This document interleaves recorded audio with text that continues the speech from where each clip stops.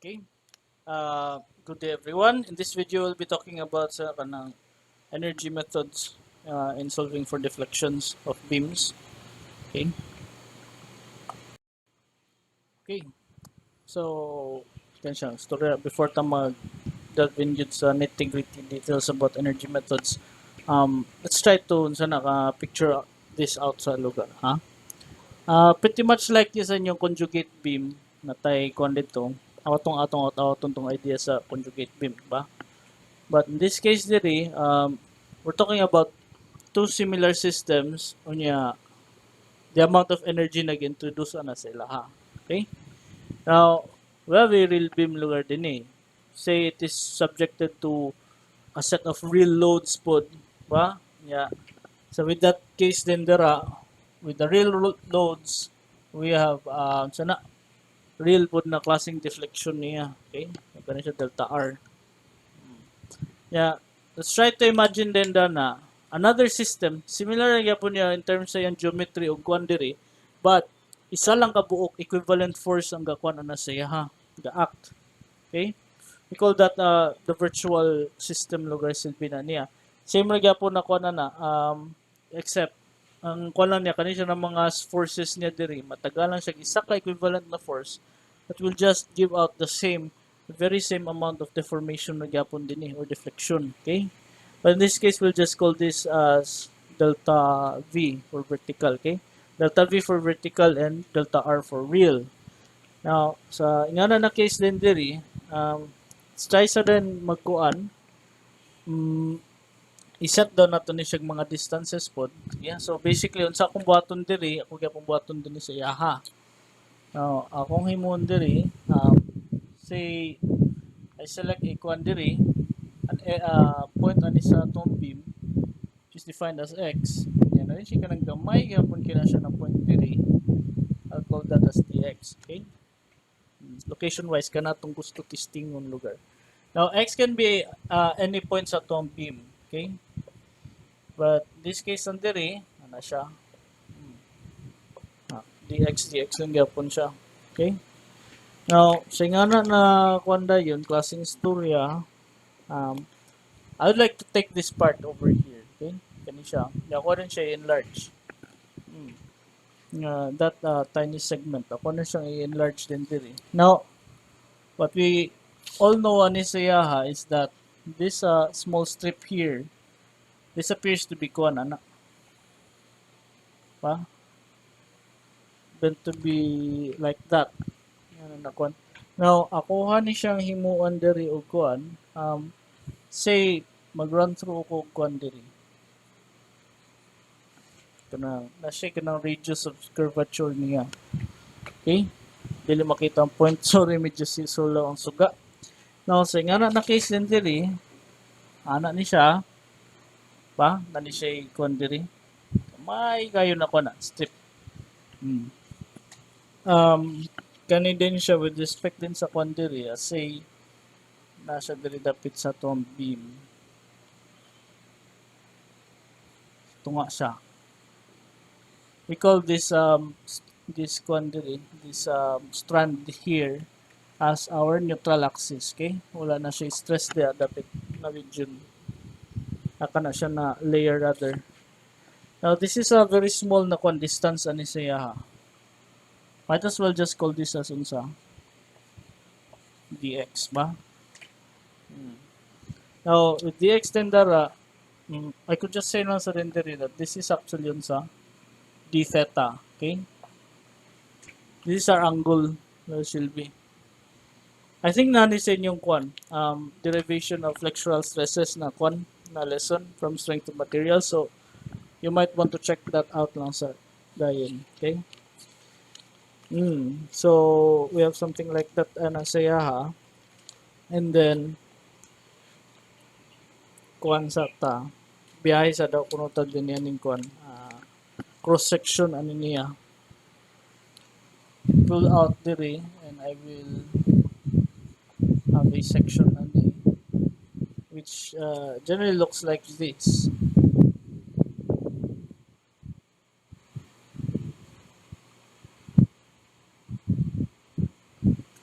Ba? No, ako ni siyang butngan dali yung line. This is still our NA. Yung neutral axis na to. And then na din take one din dari siya ha. Okay? We have our very little the moment din in which one siya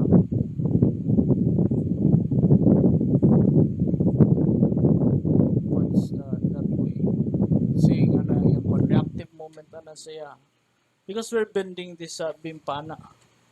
So yung reactive moment da yun pana siya. Okay? Gets niyo? So muna siyang inuna niya itong kwanda niya itong forma na to. Now, ali di siya mali reactive moment lagi siya. But basically ang kanisang kwanan ani niya I would like to call that moment as DM. Okay? And from DM then diri, yung ato ang material, mo react po na siya, and iya na siya counter dayon. Okay? So, that case lugar dayon diri, will have a very small na quantity area na siya, say fiber na niya. I could just call that small box there as DA. Okay? It is located at the direction of Y below sa tonital axis. In which case, muna siya tong Y. Okay? Kani siya lugar silbi. If we are to examine this fiber dia dapit. Now, so yung na case din diri, this is a three-dimensional na kuan. Ana siya. Ang atong force dahil yung pana. Okay? Opposite siya sa itong moment. So, I'll just call that force as DF. Okay? In which case, our DF is defined as stress prime times dA. Okay? Ito stress prime din. When I say prime gani, that is pertaining to the virtual system na to. Okay? So mo siya magbutang kung mga prime na siya ha. Which atong area there is atong fiber that is dA. That is dF dayon. Okay? Now, singana na case lang na wala naman ko space da. Sige lang, padayon lang ta. Magkuhan ko dani, if I were to calculate the moment ana siya by saying na summing up moments at the neutral axis, okay? Is equal to 0 ba? Now, mag-summing up moments ko at the neutral axis, I could just say din dara, our DM, or rather, kung gamiyan siyang MD, our DM is actually equal to sa DF times, ano sa na siya, Y. Okay? So, DF times Y. In which, ang atuhang kwan din diri, F na to is equal to sigma prime times dA, di ba? So, we could just say na lang din dara na 1 siya. Sigma prime times dA times Y. Okay? Ana siya. Now, natay kung dan nila in concern. Kani si sigma prime, ba? If we are to consider the quansad sa kanang innate properties sa itong materials, we could just say lang sa dendara na it obeys Hooke's law. Okay? Hooke's law. Now, kung moingon kag Hooke's law na saya ha, we're basically dealing with kanang atong strains din sa atong strains define na niya from Hooke's law as kung na kanang slope lang siya. Say, slope siya sa linear na behavior sa atong stress strain curve. Ba? So, nato siya rise over run. Ana siya dayon. Which atong rise will be this.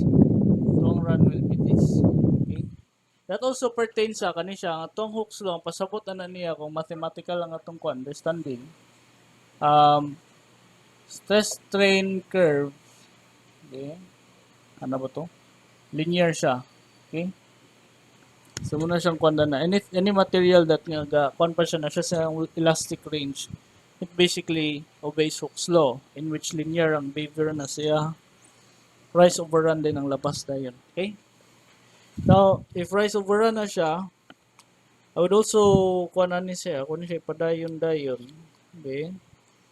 I could just easily say din dire na our DM would be kani siya ato ang sigma prime would just be equal to E times ba, in which ato sa maingon po din diri na kung Hooke's law gani, this would also mean that this is equal to sa deformation times deformation over length. Okay, deformation over length diya po natong makuna na siya atong magamit, but sige lang ato lang siya isulat daan kanakit para dili ta malibog.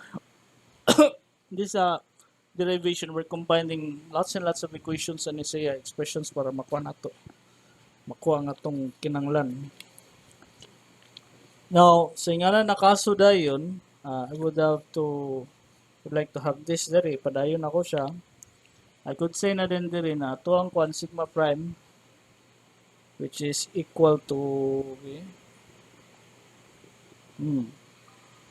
is equal to this strain times E times dA times Y ba?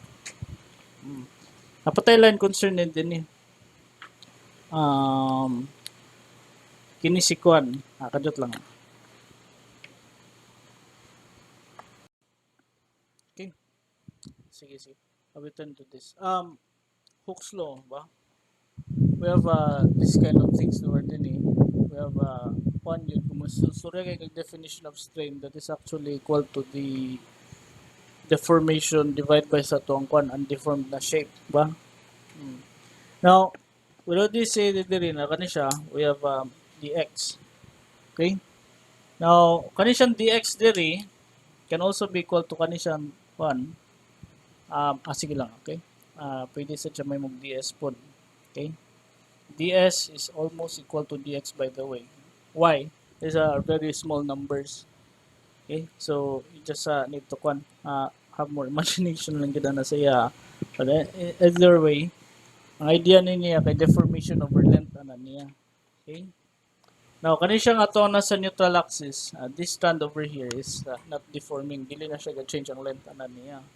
Okay, but kani siya diri somewhere around din sa iya mo change ang iyang length. Okay, now if I were to kuan ana siya dinhi mo extend ko diri gamay say at a distance of y na siya ka ng change ani sa iya hadin diri gamay ba, gamay kaysa nga tanan ang binat niya ang wana ba, na siya ka ng change in length lugar silbi dayon diri which is kini. I don't know what's kanya niya but kani siya diri, let's just say that this is our delta. Okay, isa na sa tong delta lower silbi din kani change lang sa length. I'm not saying na kani siyang delta mo ni siyang katong delta gyud na pero kani siya kay kanang itaw ka na siya na term na para makuha express about say ngalan niya, but anyway let's just call that as delta. Okay, now if atuan ni siyang kunan din timplaw nato siya kinsakto, basically the same ra gyapon ni siya angle of inclination diri which is d theta. If I were to enlarge this would just basically look like this. Okay, delta y and this is unsa d theta. Ba? Now, if ako mabalik ko ni siya diri, I could just say din diri na our dx which is our L lugar at deformed na to na fiber is unsa natatagan ng expression na niya ga-involve kini that is dx is equal to unsa d theta ba, or we could just say that L na lang ni siya diri. Okay, remember atong notation kani, sorry wala ko ka-prepare mga notations ani niya kay I'm just jumping right on the derivation lang yun. I'm just doing this naming ani siya kay para medyo dili lang ta makon sa just na lang siya temporary labels lang na siya. So we have something like this na expression. Now ang atuang diri na po dayon na concern, we have opposite na to diri kana, this is the adjacent and this is kini ba, supposedly we could say na sine d theta na siya ba, but it's a very small angle so let's just say it's almost equal to sa kana ra d theta. Now d theta na yun diri Nga man na calculus. Basta sine o kung sine theta is almost equal to theta when we're dealing with very small angles. Okay? So, makuha na siya considered. Now, d theta is basically equal to sa opposite over ang kuha niya din hypotenuse or adjacent. Kana gamay rin pag mga differences niya, although technically this is the high punto. Ba? Sige lang. Anyway, bin. Adi siya dili di siya nga ni dito siya. Tan do equals do. Ba? Pero imong naon sa si tan bin tan d theta ba? Tan d theta d theta is also equal to sa sin d theta over cos. Ba? Cosine d theta is essentially kung gamay na siyang number diri, that is just equal to 1 ba? Nya kani din siya din sin more na tan is equal to sin lang dayon, di ba? Nya sin is equal to this na dayon. Ba? Sin d theta is almost equal to tan d theta is almost equal to d theta. Kung gagmay na yung mga numbers na itong ginadil. But anyway, let's not argue with the mathematics na lang diri that govern this. You just say lang din dara na balik yapon na to na expression na nga ni. Well, but anyway, d theta sin or tan rather is equal to opposite over adjacent ba? Adjacent na to which is equal to y. Okay, so kung siya transpose lang dito, we could just say lang din dara na sa y d theta. Diba? Ay sa. Okay, so nag-kwan siya. Kadang record. No, anyway, ako din siya i-copy dito ng mga kwan niya. Ako din siya butang dito. Ba? We could say din dara na okay? Strain is equal to sa delta over L ba? Delta is equal to sa y d theta over sa man siya L which is equal to kana. This cancels out, leaving us with just an equivalent of y over rho. Okay? Which rho is our kuha na kanang radius of curvature. Okay? Radius of curvature na tong rho. I'm sorry pero wala na ko space para musulatan na siya banda na but that anyway. I think this is also a review sa inyong constraint of materials ba? Flexural stresses, so this is not a new thing para sa inyo hopefully. Ako na siya ipulihan din diri. This is unsa na pod y kana times e dA times y. This is our dm dayan ba? So something like this. Now, ka-joke lang wala na ko space basically. Okay, so ang figure na akong gidelete kaya wala na ko yung mga unaan lang. Anyway, nating unanin expression. I would like to play with it sa, okay? Ako siyang gihipos gamay and then sa next na siya, e over this guy, rho. Kasi y times y, that's y squared times dA, ba? Now, if I were to integrate this, ano siya, integral na po rin ito dire, this becomes unsa, m, ba? Differentials na mo integrate, may mo siya m diretso, ay siyang kwan, variable, and this should be unsa, our moment of inertia, ba?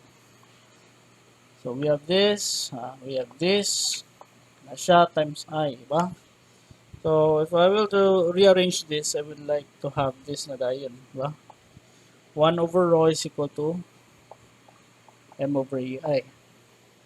In other words, is our kwan, sana ka ng curvature, ba?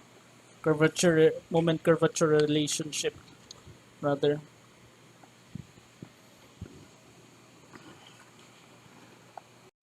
Okay, so much for analyzing our virtual beam. Now we go back to atong real beam na sa dirin. Let's try to obtain some expressions na nasaya halogar silbi.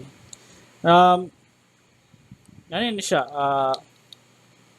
Balik yapon ta ni siya, but in this case dili na siya prime, ba? Real naman sa ta. We're dealing with real stuff na sad. So I just remove the prime nga kana ko makuha na sa na expression. Okay? And from small m I would like to make that to big M, okay? Ano siya tong kwan. Basically wala nagbago gyapon, but anyway, ana lang gina siya, okay? We're dealing with real beam na pud. Real na sa system, okay? So, sa nga na case diri, I would like to summing up moments at the neutral axis. Zero na siya.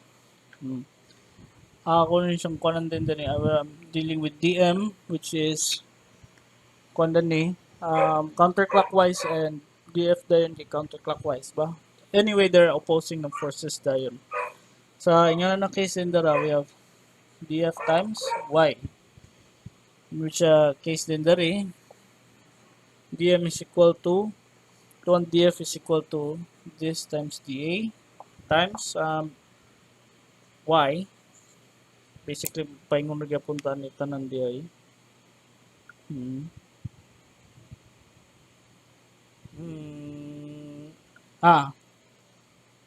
Dari punta paingon di.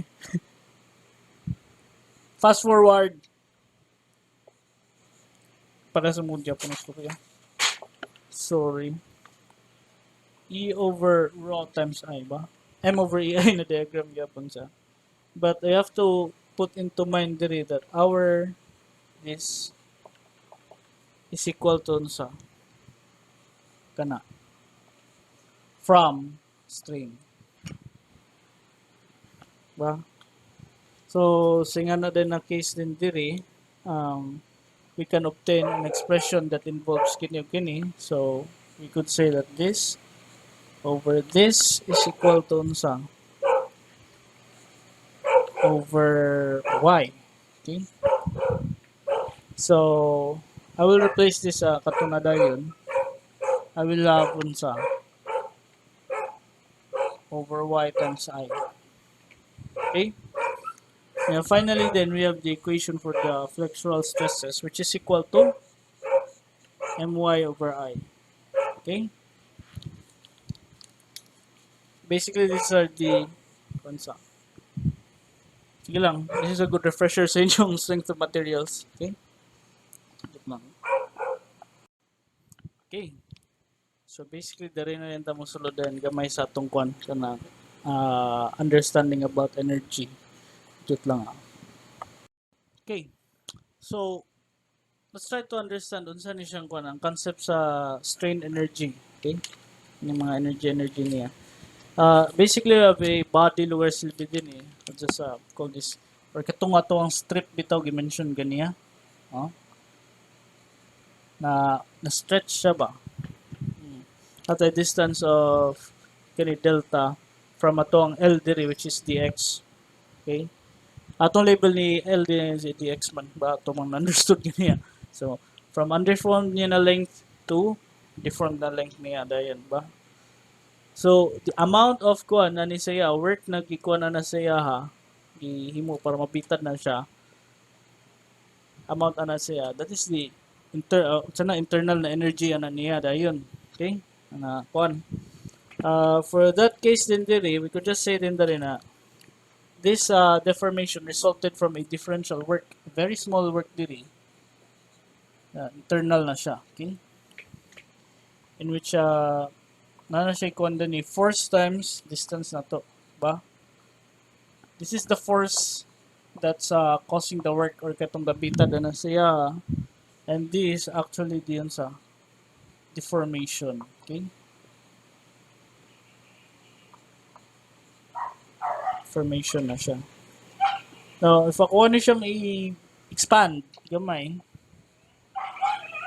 this is actually equal to sa, we already know that force is just equal to 1, or rather differential force is equal to stress times dA, ba? Katong ganiyan na to, ano yung kang real beam, times ang ato din kung din dani strain ana niya, which is kwan ba? Kaya if ako ni siyang i-gamiton kanin siya na equations, I would just say that that would be equal to sa this over L, ba? In which L we are referring to is equal to sa is just dx. Ato lang siya relabels yung na. And we can just say lang din dara na this is equal to sa strain times dx, ba? The formation na to diri is kani. Okay. Mo ditong gf na ko siya kuanda ni kay force times distance. But in this case, differential force niya, deformation din diri. Ano rin to? Ako man din na siya isulti ng nana. Okay. So, itong F diri is df d is our deformation. That's now, so nga na case din diri, our stress here is equal to sa my over I ba? That is the flexural stress ang atong kundani katong stressed fiber. My over I times dA. Okay? This is the real stuff. Real itong kwanda yung virtual. Okay? Virtual din nato dire is just saban. This is equal to stress prime over E. Ba? So, this is stress prime over E. Times dex. Okay? dx. Now, if ako na siyang i-rearrange na sa dendiri, stress prime is also equal to sa stress prime. This is also the flexural stress at niya, which is equal to m prime y over I. Pa? Okay. So, if ako na siyang ikuan din diri, my over I times dA multiplied by, kini siya din diri, m prime, or small m rather. Small m. Pwede mo yun. Small m is virtual. Big M is real. Okay? So, ano na siya. Over I din siya diri times 1 over E times dx. Okay? So, we have something like this sa dayon. All of these terms here come from the virtual beam. All of these terms here come from the real beam. So, we're basically blending the two species na dayon. Now, ang geometry niya is basically the same. So, y niya diri, y dito, is basically compatible. Okay? So, if I were to rearrange this, ako ang ipares ang 2 ka M, ang 2 ka I, okay? 2 ka, lagi? 2 ka I lagi. E double I squared na siya rather, and times, unsa man siya din y squared dA, multiplied by, unsa, dx. Okay? So, this is, unsa, the internal work. Ano siya, yung energy dito. Ba? Now, I will place the integral na rin ta diri. And rather, kani din siya may tabo din. Na pa ni siya mag-integrate pa ni. We integrate this, we integrate everything sa now, integral of y squared dA, that is sa I. Nya dx din siya. I squared sa so, kan siya mawala. So, kani din siya diri, may tabuan na siya, may muna siya work. Internal na work is equal to the integral of sa m over ei times dx, ba? We're integrating from the entire length na niya. So, nipurma na siya gamay. See, the guys of space diri gamay. Okay? I take this expression here. We have to keep in mind sa dayon this internal work is actually equal to unsa sad P na virtual is also equal to unsa. Okay? Force times deformation gyapon. Nakalimot ko butangan siya. P virtual times kani siya. Amount of work na nag-create sa deformation. Atong P matong student kana siya. So, this is multiplied by kana. But our PV is equal to sa 1. 1 kN. So, more siya dami ra na siya. Ba? So, work kasultihan nito diri, the deformation of that is actually equal to this. Moment of our real beam multiplied by the virtual moment over ato ang kuanda ni flexural rigidity times dx. Okay? So this is what we call na dayon the working expression para sa tuang virtual work method. Okay? Gets? Moment of our real beam, moment of our sana ka ng virtual beam divided by the flexural rigidity times dx integrated from 0 to L. Okay?